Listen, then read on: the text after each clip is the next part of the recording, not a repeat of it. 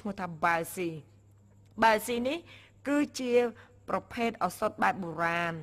ដែលវាមានដោយពពួកវីតាមីនយ៉ាងច្រើនសម្រាប់ជួយការពារជំងឺផ្ដាសាយជំងឺមហារីកផ្លូវដង្ហើមនិងរាងកាយរបស់យើង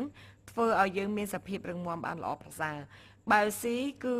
ជួយទៅកាត់ផ្ដាច់រ៉ាឌីកាល់សេរីនិងជួយទប់ស្កាត់តាក់ទងនឹងបញ្ហាអស់លោកស្រីរលាកចាបញ្ហារលាកបញ្ហាតាក់ទងជំងឺផ្ដាសាយហើយជួយឲ្យស្បែកយើងសជាងវ័យមិនតែប៉ុណ្ណោះគឺវាទៅបន្ថែមនៅការការពារពពួកអំបូរមហារីកចាផ្នែកផ្លូវដង្ហើមយ៉ាងមានប្រសិទ្ធភាពបំផុតក្នុងការដែលយើងពិសាបាល់ស៊ីសម្រាប់អស់លោកស្រីដែលចង់បានស្បែកសស្អាតចា